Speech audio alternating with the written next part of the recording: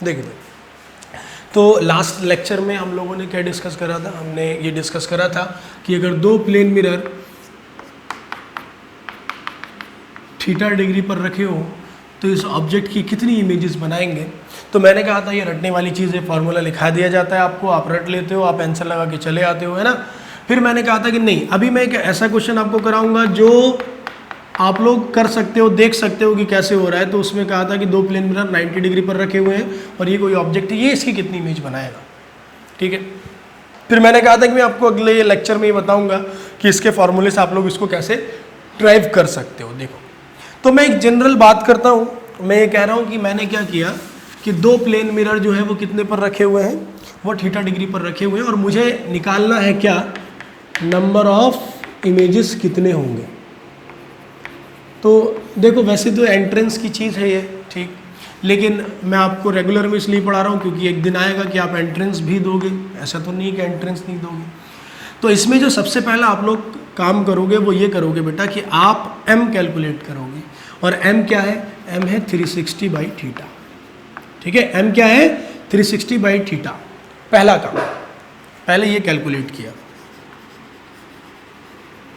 अब आप ये देखोगे कि अगर इफ m इज इवन, अगर m इवन है then number of images, number of images जो है वो कितना आएगा, नंबर ऑफ इमेजेस n जो होगा वो हो जाएगा m-1 के बराबर। एग्जाम्पल लूंगा, अभी बात और समझ में आ जाएगी। m इवन है और कैसा है, ये हमारा इंटीजर है, इवन है और कैसा है, इंटीजर है, तो n की कितनी आ जाएगी नंबर ऑफ इमेजेस, वो आ जाएगी हमारी m-1, ठीक। ये पहला केस। दूसरा केस ये है बेटा कि अगर मैं आपसे ये कहूँ if m is odd integer, कितना है, ऑड इंटीजर है, फिर क्या होगा, देन नंबर ऑफ इमेजेस जो होंगे, नंबर ऑफ इमेजेस बराबर हो जाएंगे बेटा m के बराबर हो जाएंगे। अब इवन इंटीजर है, ऑड इंटीजर है, एक चीज ये भी तो आ सकती है ना कि m क्या हो, फ्रैक्शन हो, हाँ हो सकता है। जैसे m की वैल्यू आपकी मिल जाए कितनी, 3/2, कितना आया 1.5, ऐसा भी तो आ सकता है। हाँ, अगर ऐसा हो, फ्रैक्शन हो, देन नंबर ऑफ इमेजेस जो होंगे ना वो क्या लिखोगे आप। तो उसके लिए मैं आपको एक तरकीब बताता हूँ, क्या, ये एक फंक्शन है जो हम लोग आगे क्लास में जाकर के पढ़ते हैं, लेकिन अभी मैं आपको एग्जांपल लूंगा, आपको समझ में आ जाएगा कि हाँ एग्जैक्टली हमें करना क्या है। सवाल क्या पूछे जा सकते हैं इसके, हाँ पूछे जा सकते हैं, कोई मसला नहीं पूछने में। आप लोगों को रटाना है, मैंने पहले ही कहा था कि आपको ये रटना पड़ेगा, समझने के लिए आपको बहुत ज़्यादा दिमाग लगाना पड़ जाएगा यहाँ पर, और वो आपके सिलेबस में भी नहीं है। मैं क्यों लिखा रहा हूँ फिर, मैं इसलिए लिखा रहा हूँ कि आप लोग डिप्रेशन में ना आ जाओ। क्यों, क्योंकि बहुत सी क्लासेस में पढ़ा दिया जाता है, बहुत सी कोचिंग में पढ़ा दिया जाता है, बहुत से नोट्स में आपको मिल जाएगा, तो आप लोग घबरा जाओगे कभी, ये तो हमें पढ़ा ही नहीं गया था, ठीक है। तो ये देखो, इस केस में जब ये फ्रैक्शन हो तो आप ये लो, ये मैंने ब्रैकेट बनाया है एक, और इस ब्रैकेट में m लिखा है। आगे चल करके हम ये पढ़ते हैं कि जो ब्रैकेट होता है इस तरह का, इसको हम बोलते हैं ग्रेटेस्ट इंटीजर फंक्शन, ठीक है। अब ये ग्रेटेस्ट इंटीजर का मतलब क्या है वो आप समझ लो, बस आपका काम हो जाएगा। जैसे मैं आपसे कहूँ, मैंने इसके अंदर लिखा है 4.2, तो इसकी जो वैल्यू आएगी ना वो 4 के बराबर आएगी। फिर मैं आपसे कहूँ, मैंने इसके ब्रैकेट के अंदर जो है लिखा है 4.6, तो इसकी जो वैल्यू आएगी ना वो अब भी 4 ही आएगी। फिर मैं कहूँ आपसे कि मैंने लिखा है 4.99, तो मैं कहूँ अब कितनी वैल्यू आएगी, तो अब भी इसकी वैल्यू कितनी आएगी, 4 ही आएगी, ठीक है। तो 3 केस मैंने पढ़े नंबर ऑफ इमेजेस निकालने के लिए, अगर थीटा डिग्री पर इंक्लाइंड है दो प्लेन मिरर, कि m कैलकुलेट करो। सबसे पहले m क्या होता है, 360 बाई थीटा। थीटा आपको गिवन होगा 60, 70, 80 जो भी दिया है। अगर m इवन इंटीजर हो तो क्या करोगे, नंबर ऑफ इमेजेस के लिए m-1 कर दोगे। अगर m ऑड इंटीजर हो तो क्या कर दोगे साहब आप, n की वैल्यू, नंबर ऑफ इमेजेस जो होंगे वो m के ही बराबर होंगे। हाँ, अगर धोखे से कहीं m क्या आ जाए, फ्रैक्शन में आ जाए, तो उसके लिए मैंने आपको बताया था कि n जो होगा वो ये होगा, ग्रेटेस्ट इंटीजर ऑफ m। इसका मतलब कि अगर 4.2 आ रही है m की वैल्यू तो कितना होगा, 4। 4.6 आ रही है तो कितना होगा, 4। तो जरूरी नहीं 4 ही आए, 5.6 भी हो सकती है, उसका 5 होगा। अब 1 बाई 1 एक एक एग्जाम्पल ले रहे हैं इनका। क्या, देखो मैं आपसे कहूँ कि यहाँ पर, चलो ये ले रहे हैं, जो हमने करा भी था अभी देख ले रहे हैं उसको। मैं कहूँ 90 डिग्री पर इंक्लाइंड है, नंबर ऑफ इमेजेस बता दो क्या होगा। तो आप कहोगे सर नंबर ऑफ इमेजेस बताने के लिए आपने क्या बताया था, m निकालो पहले। m क्या होता है 360 बाई थीटा। थीटा यहाँ पर कितना है बेटा, थीटा है यहाँ पर 90, तो कितना आया m 4 आया। 4 इवन होता है ऑड, इवन होता है यार, ये तो बहुत अच्छी बात है। इवन होता है तो उस केस में क्या बताया था कि नंबर ऑफ इमेजेस n क्या होता है, नंबर ऑफ इमेजेस बराबर होता है m-1 के, मतलब 4-1 बोले तो कितना, बोले तो 3। तो नंबर ऑफ इमेजेस कितने आए 3।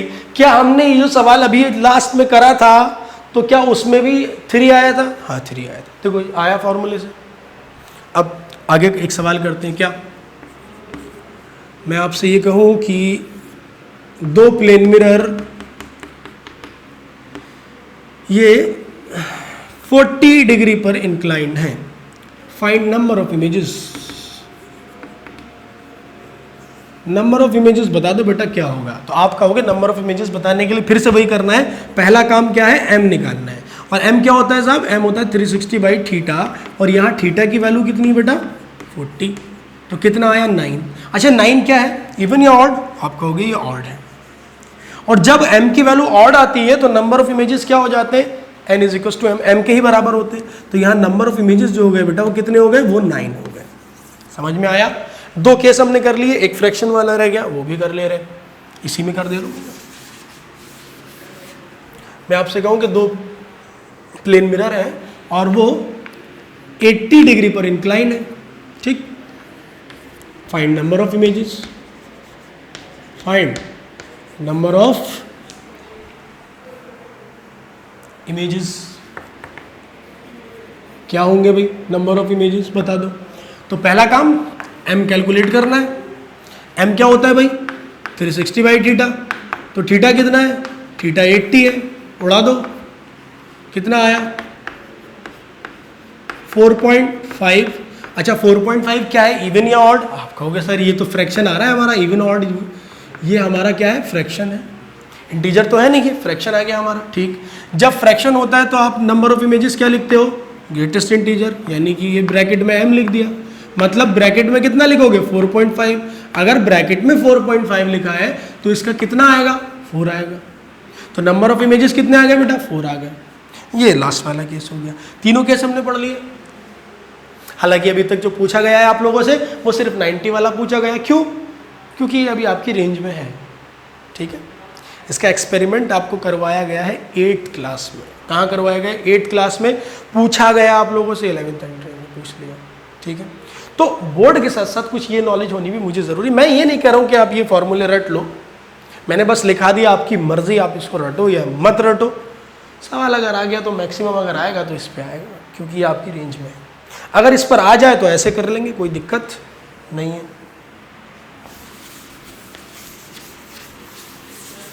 तो प्लेन मिरर में अभी अच्छी खासी बात हो गई साहब।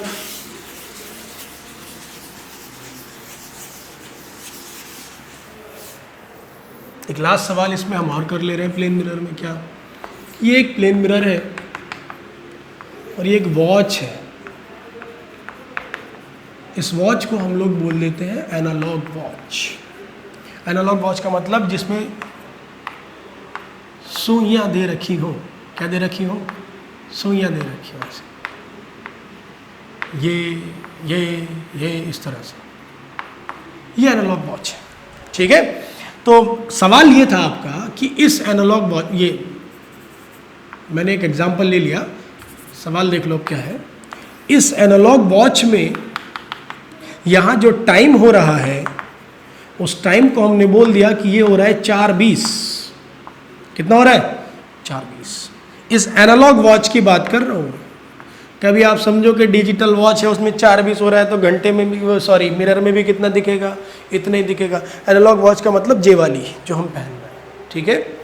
अब 4:20 इसमें हो रहा है टाइम, तो आपसे पूछ लिया जाए कि इसकी इमेज क्या बजाएगी, इसकी इमेज में आपको क्या लगेगा कितना बज रहा है, ठीक है। तो फिर से बता रहा हूँ, ये टाइम जो है 4:20 वो सुइयाँ दिखाएंगी आपकी। 4 ये रहा, यानी घंटे वाली सुई कुछ यहाँ थोड़ा सा आगे पहुँच जाएगी और ये मिनट वाली यहाँ 20 पर, सही। ये 4:20 है। इसकी इमेज में क्या बनेगा? तो इसकी इमेज में जो टाइम होगा वो निकालने के लिए आप क्या करते हो, टाइम एंड इमेज, ये निकालने के लिए आप ये करते हो कि 1160 में से इस 4:20 को क्या कर दो आप, इस 4:20 को माइनस कर दो, तो आपको जो मिलेगा आंसर वो कितना मिलेगा? देखो 0 में से 0 0, 6 में 2 कितना बचा 4, यहाँ कितना बचा बेटा 7, तो आपको इसकी जो इमेज है उसमें टाइम कितना मिलेगा? 740 मिलेगा। अब आप कुछ काबिल बच्चे मुझसे ये कहेंगे अब क्या कि सर अगर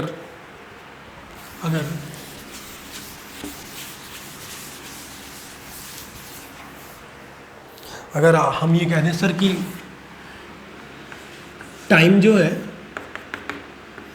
वो इसमें 12:50 हो रहा है, कितना हो रहा है? 12। आप करो माइनस। सर आपने तो ये कहा था ना कि 1160 में से माइनस कर दो, तो मैं 1160 में से अगर 12:50 को माइनस करने लग जाऊंगा तो मेरा टाइम तो नेगेटिव में आ जाएगा सर।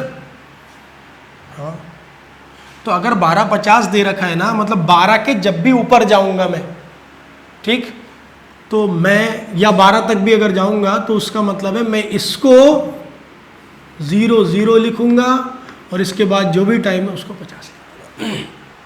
ठीक है, तो इसको क्या किया मैंने, इसको 12 नहीं लिखा, ये नहीं लिखूंगा, इसको मैं क्या लिखूंगा? देखो इसको मैं लिखूंगा 0 0, क्योंकि कॉमन सेंस है, निगेटिव में थोड़ी टाइम आएगा यार। तो कितना आया? ये 50। ठीक है, इसको क्या कर दिया? माइनस। कितना आएगा? यहाँ से 0, कितना आया? 11:10। कितना आया? 11:10। समझ में आ गई बात? तो क्या करोगे आप? 11:60 से माइनस कर दोगे, जो भी टाइम आपको दे रखा है, इमेज का टाइम आपको मिल जाएगा। Time in image. ये अभी तक किसकी बात हुई साहब? ये प्लेन मिरर की बात हुई। 10th में हमने जो है इसको बहुत ज़्यादा नहीं आपको बताया है कि प्लेन मिरर में और भी बहुत सी चीज़ें हैं जो हम 12th क्लास में जा करके पढ़ते हैं, है ना।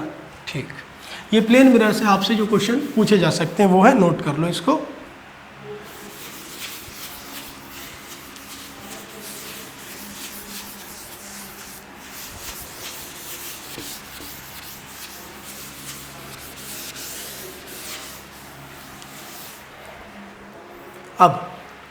अब हम बात करेंगे यार स्फेरिकल मिरर की।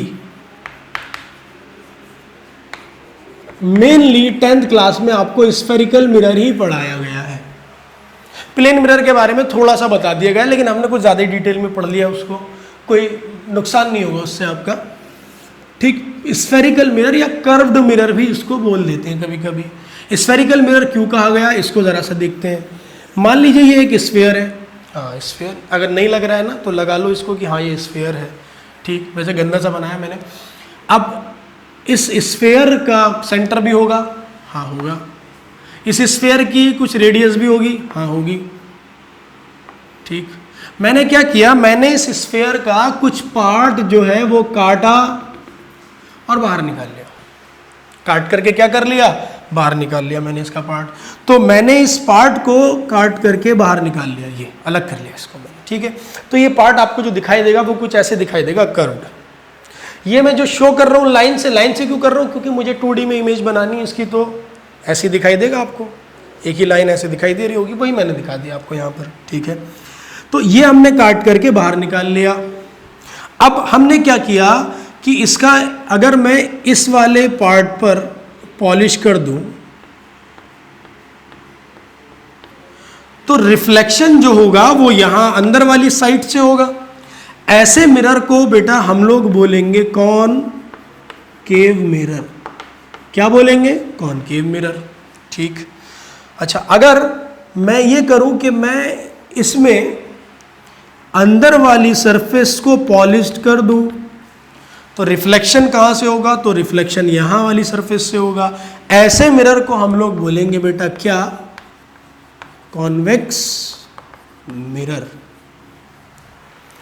समझ में आई बात? कॉनकेव मिरर और कॉन्वेक्स मिरर। कहां से काटा? स्फेरिकल मिरर से काटा। बात क्लियर हुई? अब कुछ टर्म्स होते हैं इसमें जो आपको याद रखने हैं। क्या साहब? देखो, ये मान लो एक स्फेरिकल मिरर है, ठीक, कॉनकेव मिरर है, आपको दिखाई दे रहा होगा।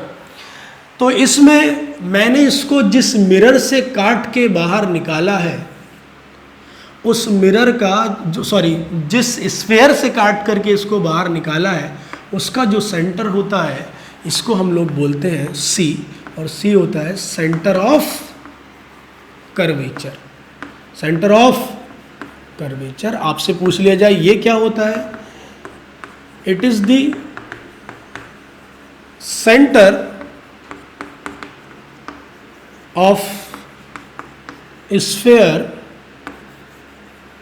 from which the mirror is taken out। ये सेंटर ऑफ कर्वेचर जो है क्या होता है? ये उस स्फेयर का सेंटर है जिससे हमने काट के इस मिरर को बाहर निकाला है। यहां पे देखो, ये स्फेयर था ना, तो इससे काट के मैंने इस पार्ट को बाहर निकाल लिया, तो इसका जो सेंटर था वो क्या कहलाएगा? Centre of curvature. Centre of curvature के बाद बेटा एक चीज आती है, radius of curvature. Radius of curvature को हम लोग आर से डिनोट कर देते हैं, और ये क्या है? The radius of the sphere from which mirror is taken out।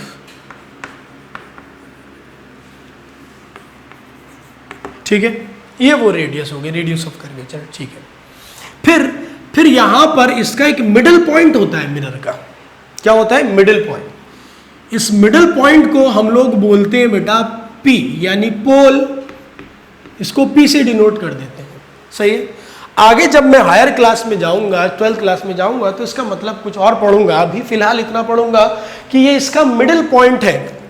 Middle point का मतलब यहां से ये भी इतनी और ये भी इतनी, मिडिल पॉइंट यही होता है। ठीक है, तो ये जो होता है साहब, इसको हम बोलते हैं पोल, और पोल को हम लोग P से डिनोट करते हैं। आपसे पूछा जाए कि पोल क्या होता है, तो आप कहोगे इट इज द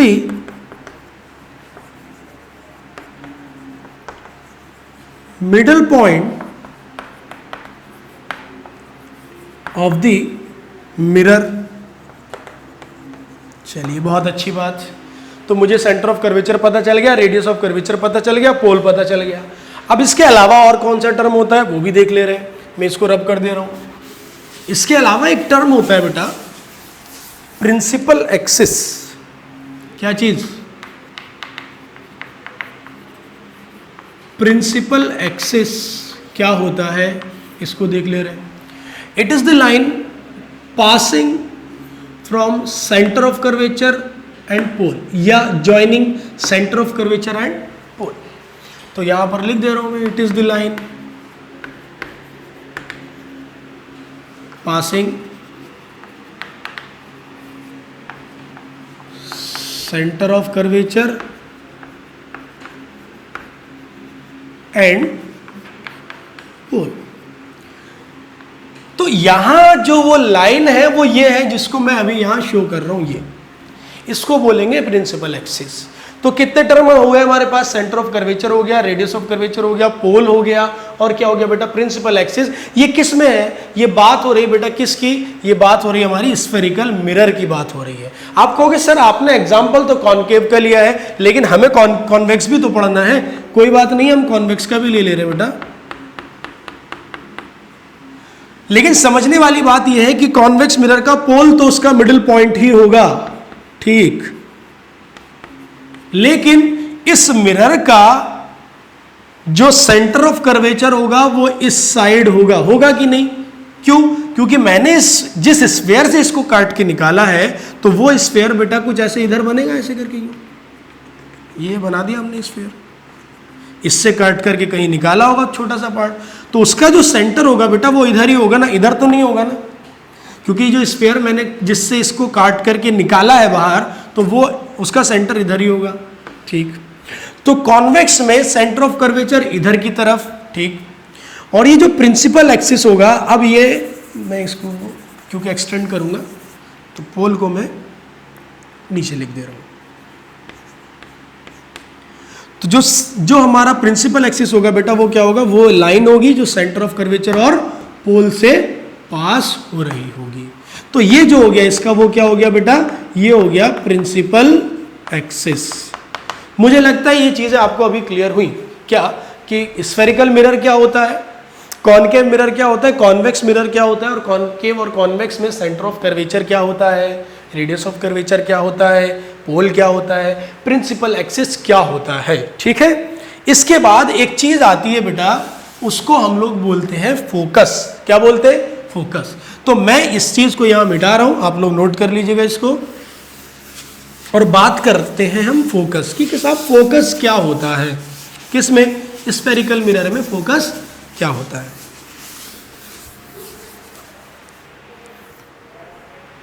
तो हम बात करेंगे फोकस की, और फोकस को हम लोग F से डिनोट कर देते हैं। ये क्या होता है फोकस, देखो अगर मैं आपसे ये कहूं कि कुछ रेज ऑफ लाइट है, ये रेज ऑफ लाइट ये पैरेलल है किसके, प्रिंसिपल एक्सिस के, और प्रिंसिपल एक्सिस के बहुत करीब है, तो मैं कहूंगा parallel and near to principal axis. ठीक है जी, एक रे ऑफ लाइट है जो पैरेलल भी है और नियर टू प्रिंसिपल एक्सिस भी है। ये पैरेलल रे ऑफ लाइट इस मिरर से टकराएगी और जिस पॉइंट से ये पास करेगी, यानी जिस पॉइंट पर ये प्रिंसिपल एक्सिस को कट करेगी, उस पॉइंट को हम लोग बोलेंगे फोकस। दोबारा समझो, parallel and near to principal axis, एक रे ऑफ लाइट आती है और वो इस मिरर से क्या करती है, टकराती है, और टकराने के बाद ये जिस पॉइंट पर प्रिंसिपल एक्सिस को कट करेगी उसी को क्या बोलेंगे हम, उसी को फोकस बोलेंगे। ठीक है, क्या ये बात कहना जरूरी था कि पैरेलल और नियर टू प्रिंसिपल एक्सिस? हाँ साहब, ये बात जरूरी थी, लेकिन अभी 10th क्लास में इस बात को समझना मेरे लिए थोड़ा सा मुश्किल होगा, तो इसलिए मैं इसको बस अभी याद रखूंगा कि कोई पैरेलल रे आएगी, लेकिन पैरेलल रे कैसी होनी चाहिए, नियर टू प्रिंसिपल एक्सिस होनी चाहिए। तो वो जिस पॉइंट पर प्रिंसिपल एक्सिस को कट करेगी वो क्या कहलाएगी, तो वो कहलाएगा हमारा फोकस। तो मैं इस बात को यहां पर लिख दे रहा हूं, it is a point eight which a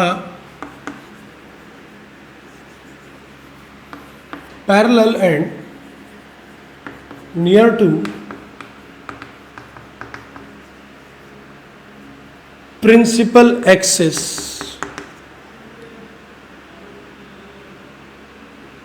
at which a ray, लिख लीजिएगा, at which a ray parallel and near to principal axis intersect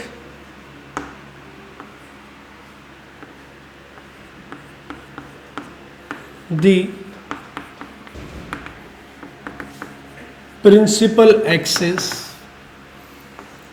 after reflection। ऐसे पॉइंट को हम लोग क्या बोलते हैं बेटा, फोकस बोलते हैं। अब ऐसी रे जो नियर टू प्रिंसिपल एक्सिस होगी, ऐसी रे को हम लोग बोल देते हैं क्या, पैरेक्सियल रे। ये आगे हम पढ़ेंगे, पैरेक्सियल रे। परेशान होने की जरूरत बिल्कुल भी नहीं है, ठीक है। प्रिंसिपल एक्सिस के जो पैरेलल और नियर रे ऑफ लाइट आएगी, वो टकराने के बाद प्रिंसिपल एक्सिस को जहां कट करेगी उसको फोकस बोलूंगा।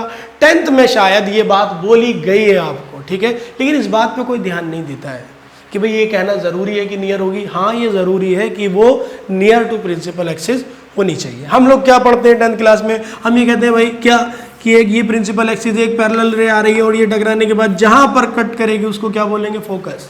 इसमें ये बात हम लोग गायब कर देते हैं, खा जाते हैं। क्या बात खा जाते हैं कि ये नियर टू प्रिंसिपल एक्सिस होनी चाहिए, ठीक है। बात हम आगे हायर क्लास में समझेंगे। तो यहां पर ये चीज क्लियर हुई भाई, क्या फोकस क्लियर हो गया आपको अब, ठीक। अब फोकस में और रेडियस ऑफ कर्वेचर में, फोकस में और रेडियस ऑफ कर्वेचर यानी कि आर, यहां से यहां तक की डिस्टेंस क्या होगी, आर, सेंटर तक की। तो फोकस में और रेडियस ऑफ कर्वेचर में एक रिलेशन होता है। क्या रिलेशन होता है कि जो रेडियस ऑफ कर्वेचर होती है वो 2 टाइम्स ऑफ फोकल लेंथ के बराबर होती है। अब ये फोकल लेंथ क्या है, देखो फोकल लेंथ ये है बेटा कि पोल से फोकस तक की जो डिस्टेंस होगी उसको स्मॉल एफ से डिनोट करेंगे, और ये स्मॉल एफ जो है वो आपका कहलाता है क्या बेटा, फोकल लेंथ। क्या कहलाता है, फोकल लेंथ। और इसको मैं स्मॉल एफ से डिनोट करता हूं, ये क्या है, distance between pole and focus, ये कहलाता है हमारा फोकल लेंथ। और इस फोकल लेंथ में और इस रेडियस ऑफ कर्वेचर में एक रिलेशन होता है। क्या रिलेशन होता है कि रेडियस ऑफ कर्वेचर जो होती है वो 2 टाइम्स होती है किसके, फोकल लेंथ के। बात क्लियर हुई। तो यहां पर आज हमने स्फेरिकल मिरर के बारे में पढ़ा थोड़ा सा। क्या पढ़ा कि स्फेरिकल मिरर होता क्या है, स्फेरिकल मिरर कितनी तरह का होता है, टाइप्स यानी कॉनकेव और कॉन्वेक्स, उसमें सेंटर ऑफ कर्वेचर क्या होता है, रेडियस ऑफ कर्वेचर क्या होता है, पोल क्या होता है, प्रिंसिपल एक्सिस क्या होता है, फोकस क्या होता है, फोकल लेंथ क्या होती है, रेडियस ऑफ कर्वेचर और फोकस में जो रिलेशन है वो ये होता है। क्या ये रिलेशन हमेशा वैलिड है, ये रिलेशन तब तक वैलिड है जब तक कि ये रे ऑफ लाइट कैसी हो, नियर टू प्रिंसिपल एक्सिस। अब खुशखबरी की बात यह है, खुशखबरी की बात यह है कि 10th तक ये रिलेशन वैलिड रहेगा और ऑलमोस्ट 12th में भी ये रिलेशन वैलिड रहता है। ज़्यादातर केसेस में ये रिलेशन हमारा क्या रहेगा, वैलिड रहेगा। तो 10th में तो आँख मीच करके आप लोग ये वाला रिलेशन लगा देना, घबराने की ज़रूरत नहीं है। बात क्लियर हुई। तो यहाँ तक आप लोग जो है वो अभी पढ़ोगे, ठीक। उसके बाद फिर हम आगे इसमें चीज़ें डिस्कस करेंगे। क्या चीज़ें डिस्कस करेंगे इसमें हम आगे, देखो जैसे अगर मैं आपसे ये कहूं कि हमने पढ़े थे बेटा लॉज ऑफ रिफ्लेक्शन, पढ़े थे ना,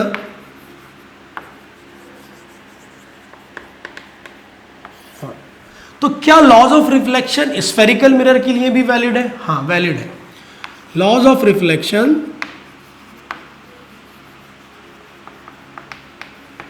आर वैलिड फॉर